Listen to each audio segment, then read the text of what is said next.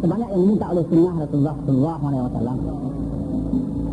Sembahyang itu merupakan intisari Islam, merupakan intisari isi ajaran Al-Quran dan sunnah Rasulullah sallallahu alaihi wasallam. Jadi dia orang bersembahyang akibat ikhlas nak membangunkan Al-Quran dalam kehidupannya dan nak membangunkan sunnah Rasulullah dalam kehidupannya. Atau dengan kata-kata yang lain, orang yang bersembahyang, orang yang berikhlas kepada Allah satu hari satu malam 5 kali nak membangunkan keseluruhan ajaran Islam dalam semua aspek kehidupannya. Jadi kita bersembahyang itu merupakan ikhlas dan janji kita kepada Allah, mengaku Allah itu sebagai Tuhan kita dan mengaku nak melaksanakan perintah-perintah Allah di semua aspeknya dan mengaku kepada Allah nak menjauhi larangan Allah yang berupa dosa besar dan dosa kecil ataupun haram dan makruh di semua aspek kehidupan kita. Cuba kita baca sikit saja di antara ayat-ayat yang pernah kita baca dalam sembahyang yang merupakan itu ikrar kita dan janji kita kepada Allah. Cuba kita baca dalam doa iftitah saja. Tak payah semua doa iftitah. Satu ayat saja yang ada doa iftitah. Kalau kita sedar malu gitu. Sebab itu perlunya khusyuk dan sembahyang, perlunya kita faham apa yang kita baca dalam sembahyang, supaya segala baca-baca dalam sembahyang itu menempuh hati kita, menyedarkan fikiran kita, membuka fikiran kita dan menutup pintu hati kita, supaya selepas sembahyang kita akan bertindak mengikut kena sembahyang. Cuba kita baca satu baris saja daripada doa iftitah. Allah, kalau kita sedar kekut perut, takut gentar. Kita berjanji dengan orang besar pun tak kena janji. Hai, berapa malu dan takutnya kita. Kita berjanji dengan raja, katalah, tak kena janji. Allah, berapa takut dan malunya kita. Ini berjanji kepada raja segala raja. Raja yang menjadikan raja-raja di dunia, yang maha besar, yang maha agung, yang tak ada siapa mengugat kekuasaannya. Kita berjanji, setiap kali janji kita mungkin janji. Hai, tak buat ke?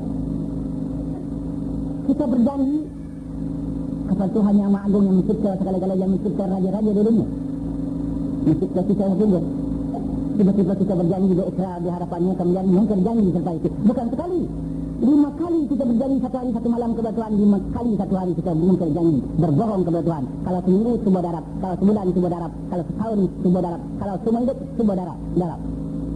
Itulah yang dikatakan durhaka dalam taat. Dia taat semayang, dalam doa itu dia durhaka. Itulah di antaranya yang dikatakan durhaka dalam taat. Nampak dia taat, tetapi dia durhaka. Durhaka ke mana? Dia semayang tu berikrar kepada Allah, kemudian dia minta janji. Dia buat pengakuan kepada Tuhan, kemudian berbohong dan berdusta. Itu yang kata durhaka dalam taat.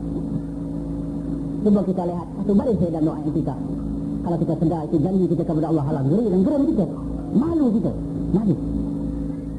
Sebab itu perlunya kita khusyuk dan perlunya faham bacaan yang ada dalam semayang itu, supaya memberi kesan kepada diri kita, akan memberikan kepada sinat tanduk kita dan kehidupan kita. Cuba kita baca. Inna salati wa nusuki wa mahyaya wa mamati lillahi rabbil alamin. Seolah-olahnya kita berjanji dan berikrar depan Tuhan itu 5 kali. Satu hari satu malam dan masa 5 kali. Setelah kita berkata kepada Tuhan, berjanji kepada Tuhan, wahai Tuhan, aku berjanji kepadamu, sembahyang yang sedang aku dirikan ini dan juga amal ibadah yang lain selain itu sembahyang, inilah masalah hidup aku. Masalah hidup luaslah, bergaul, bernikah kawin, berumah tangga, berekonomi, berjuang, berjihad, mengatur negara, menyusun pejabat dan sebagainya, bertentera, macam-macam lah. Itu semua masalah hidup. Itu dia masalah hidup, wahai Tuhan, hingga masalah mati. Lillahi rabbil alamin, aku nak sembahkan untuk Tuhan yang mencipta alam ini. Jadi kita buat pengakuan kepada Allah satu hari satu malam 5 kali kepada Allah, ikrar kita kepada Allah, yang mana sembahyang kita itu nak ikut perintah Allah dan nak dijadikan untuk Allah. Di tiga seluruh bentuk ibadah yang lain kita nak melaksanakan sesuai dengan perintah Allah dan nak dipersembahkan kepada Allah. Kemudian kita berjanji pula seluruh kehidupan kita nak corakkan mengikut peraturan-peraturan Allah. Selepas itu nak kita persembahkan kepada Allah. Sampai mati pun kita berjanji nak ikut peraturan Allah. Dan selepas itu kita nak sembahkan kepada Allah. Benarkah kita berbuat demikian? Sudahkah kita laksanakan demikian? Selepas semayang, dalam semayang memang kita mengaku demikian. Tetapi setelah semayang, sudahkah kita bangunkan kena semayang? Sudahkah kita tunaikan kena semayang? Janji kita kepada Allah Subhanahu Wa Taala.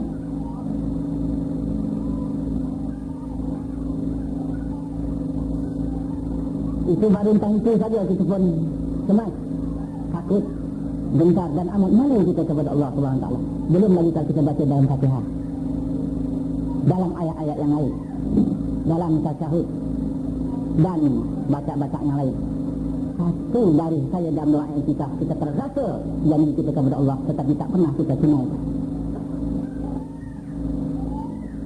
Para hadirin yang muliaan,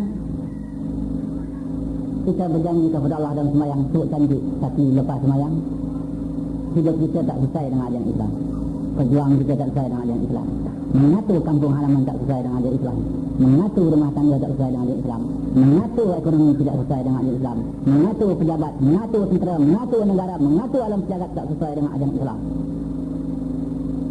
Sedangkan mungkin janji dengan makhluk dianggap dosa besar. Dan kalau kita berjanji dengan makhluk satu kali dua kali saja mungkin janji, selepas itu pakailah serban sebesar bakul, orang tak percaya lagi. Tetapi kalau dengan Tuhan kita tidak kena janji, lebih dari itu. Dengan manusia satu dua kali tak kena janji, lepas itu pakailah jubah 4-5 lapis, orang tak percaya dah. Besarlah serban 5 kali 6 kali ganda, orang tak akan percaya. Kenapa? Orang tak percaya kerana kita mungkin janji. Jangan kata dengan makhluk yang sama dengan kita, yang setara sama kita, yang sama-sama lemah dengan kita. Tetapi kalau kita mungkin janji dengan Tuhan yang mencipta kita, waliyadzubillah, hai dahsyat.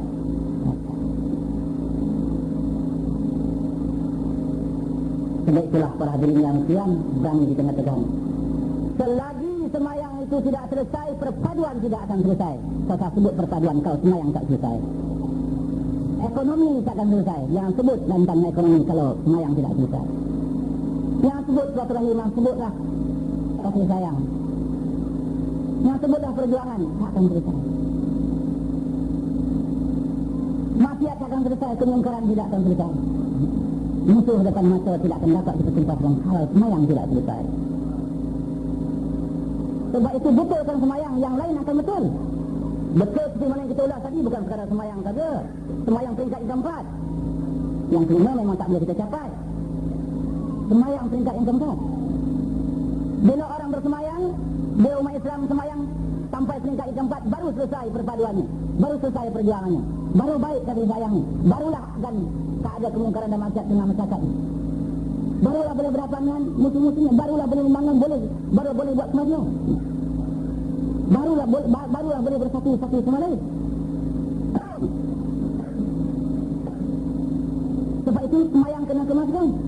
Tak kemas semayang, seluruh aspek kehidupan yang lain tidak akan kemas.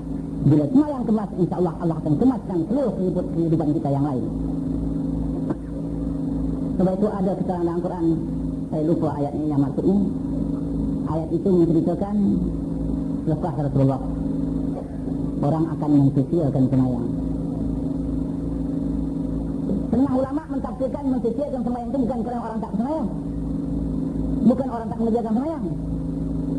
Orang yang bersemayang, tetapi semayangnya tidak dapat mendorong orang itu hidup secara Islam.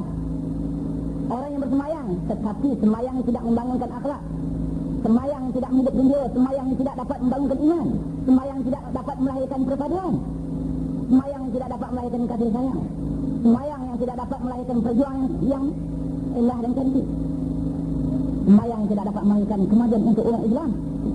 Jadi mereka bersemayang macam tidak bersemayang.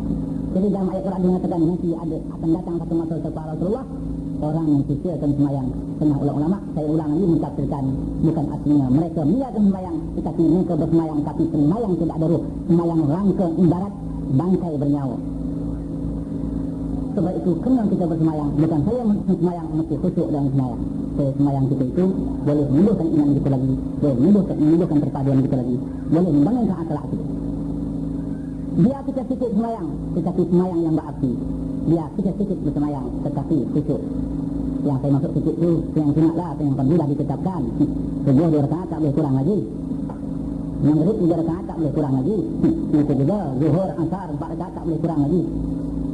Kalau kita nak menambah sunat, dia 2 rakaat tapi kuat, dia 2 rakaat tetapi sembahyang itu memberi kesan kepada jiwa kita, kepada akhlak kita, kepada iman kita, kepada kehidupan kita. Dialah sembahyang sikit tetapi ada kualiti. Jangan banyak saja tetapi tak ada kualiti, hanya pertahankan kuantiti saja. Setengah orang tu dunia rasul, para sahabat, wali-wali banyak semayang, dia pun banyak semayang. Jadi semayang tak ada nilai. Dialah 2 rakaat tapi ada nilai, khusyuk.